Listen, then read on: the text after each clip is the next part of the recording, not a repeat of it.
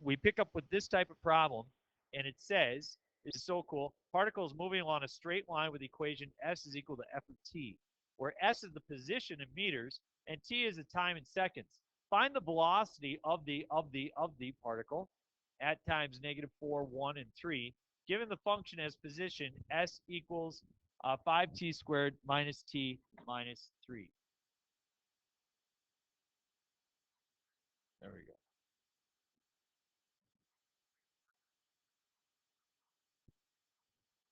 All right, position function. S is equal to 5t squared minus t minus 3.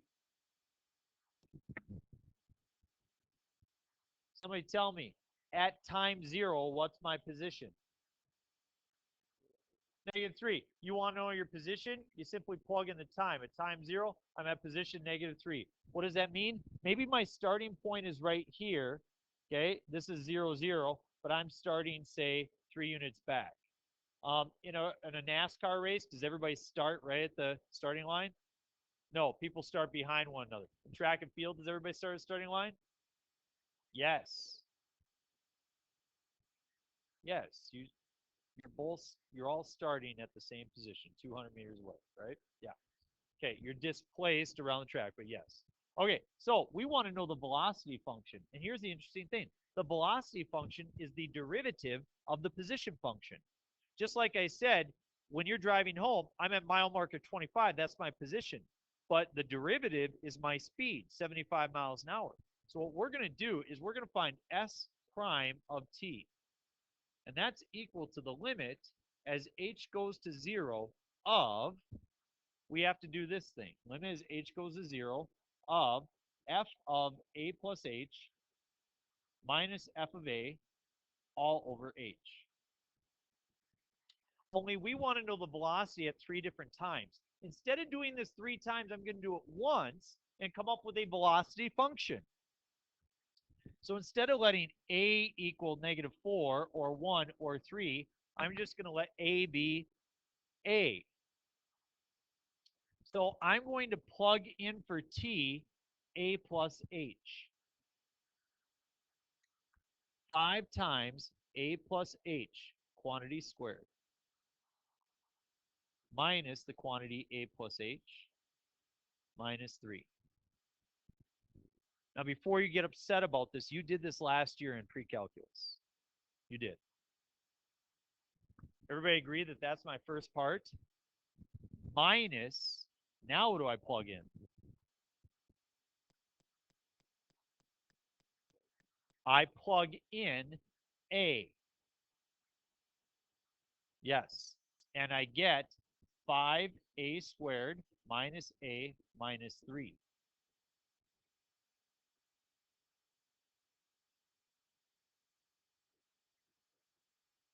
All divided by h.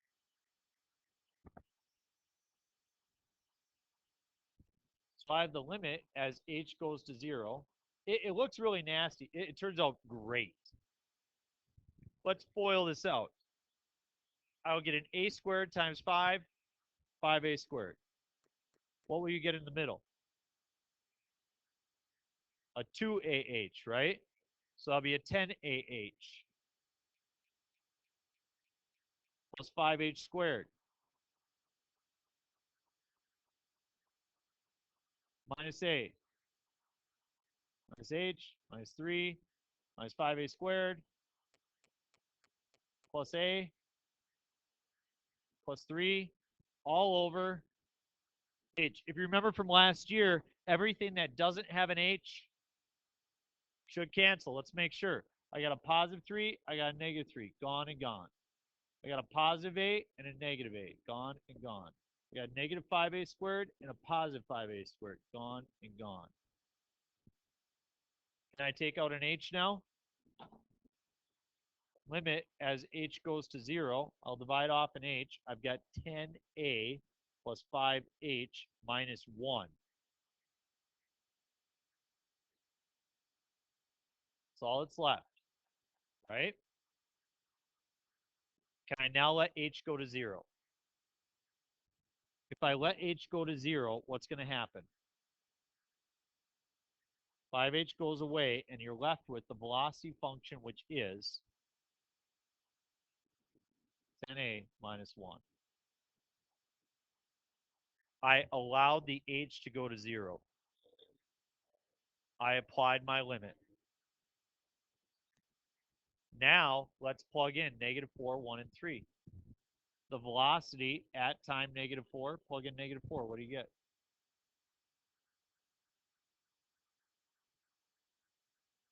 -41. And just like when I'm driving home and I'm talking to my wife on the phone, she says, "What's your derivative?" And I say, "It's 75 miles an hour." What's the label here? Your derivative must have a label. It has to have a rate of change. What am I measuring in? What's my distance? Meters per second. Velocity in terms, or at time 1. What's velocity at time 1 going to be? 9 meters per second. Velocity at time 3, 29 meters per second. That's a derivative.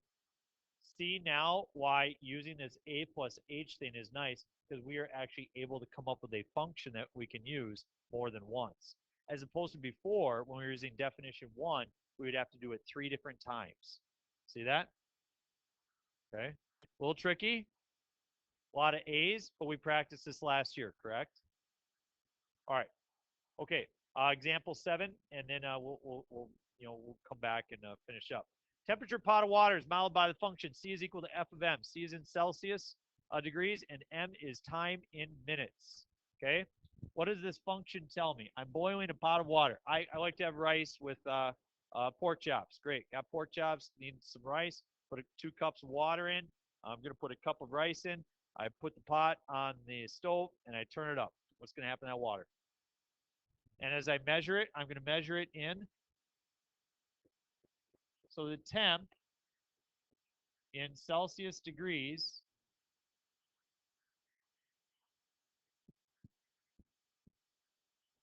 is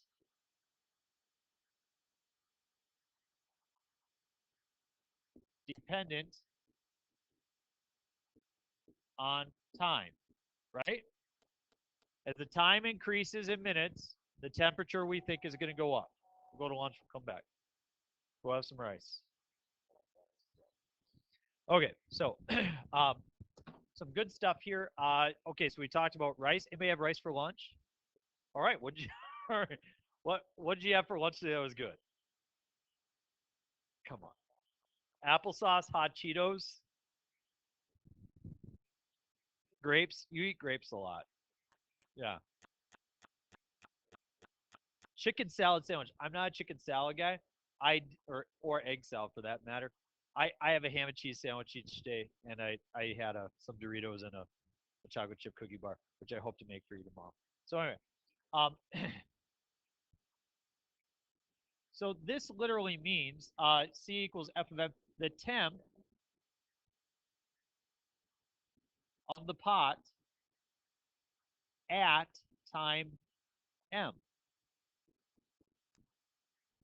Okay, the temperature of the pot of water at time M. That's what this tells us. It's the position. Okay, if we plug in 5 minutes, it's going to tell us the temperature is 150 degrees. We type in 10 minutes, the temperature is 200 degrees. We type in 15 minutes, the temperature is 214 degrees. I guess Celsius, I was thinking Fahrenheit, sorry. But you get the idea. So explain in simple terms what F prime means. How is F prime, what does this prime denote? What does that mean for us in calculus? Slope, what is the D word? Derivative, which is a rate of change. So what this means is the rate at which the temperature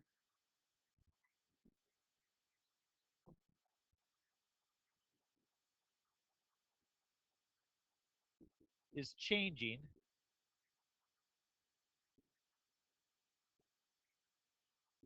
in, what's our label? What's our label? What is the rate here? Degrees per minute. In degrees Celsius per minute. So the rate at which the temperature is changing in degrees Celsius per minute at time m.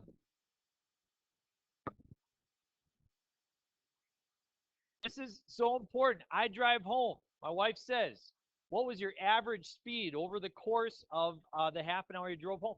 And I say my average speed was 64 miles per hour. That's different than me calling on the way home. And she said, what's your speed right now? I said, right now I'm going 75. See the difference? We're not talking about average rate of change. We're talking about instantaneous rate of change. At that time, it's changing. So explain in simple terms what f prime of 5 equals 10 means. The 5 was in place of the m. The 10 was in place of the c. So that means what? The rate of change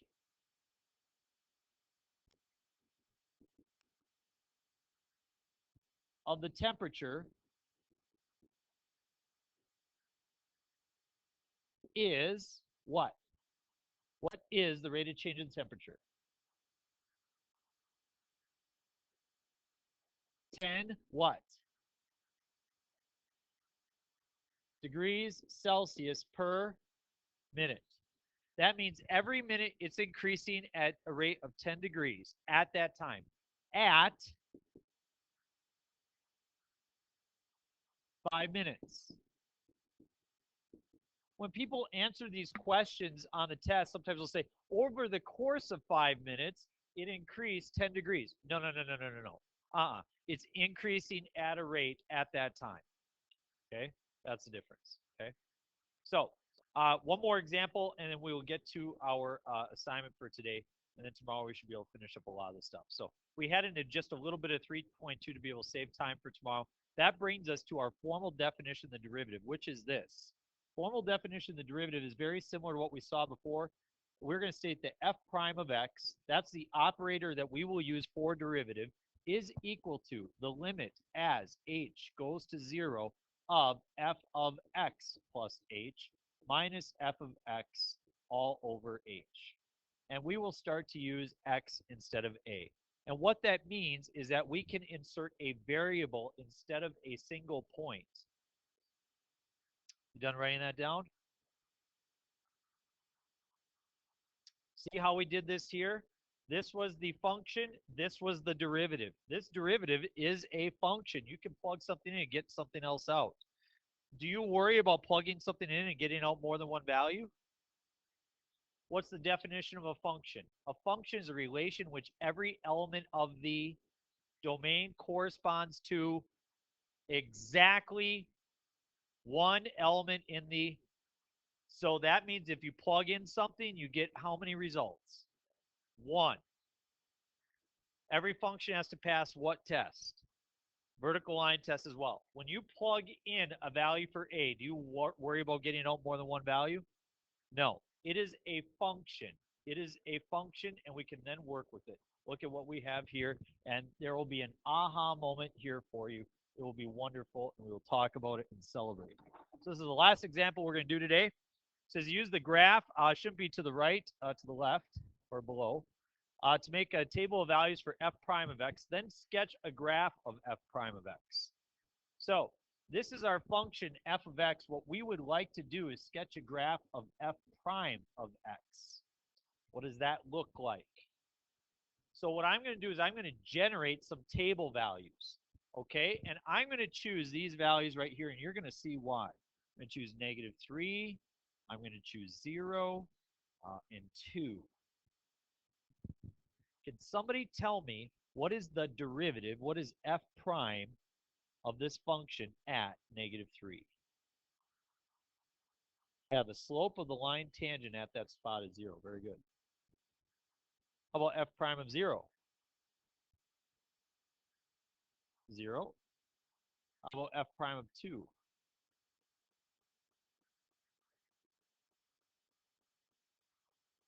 Thank you.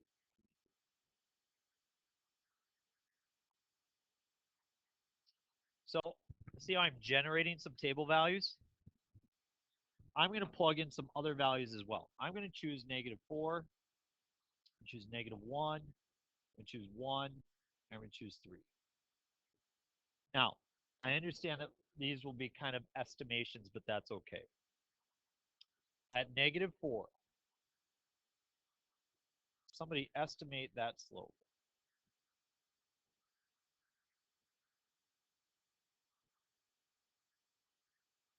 Sure.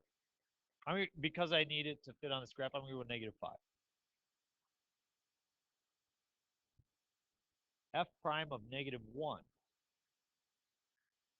Yeah, I approximated the slope. Approximate that slope. Over 1 up 1, over 1 up 2, something like that. I'm going to go with 2. How about F prime of 1? Sure, -2. F prime of 3. Sure, 4. I'm going to plot these points. -3, 0. 0, 0. 2, 0. -4, -5. -1, 2. 1, -2. 3, 4.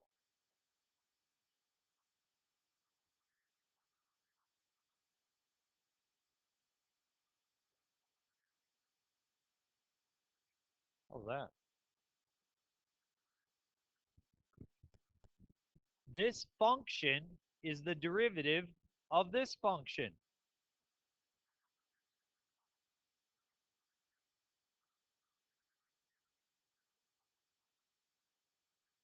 What degree is this?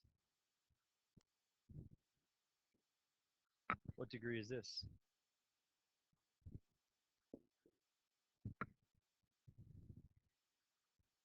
Back here, guys.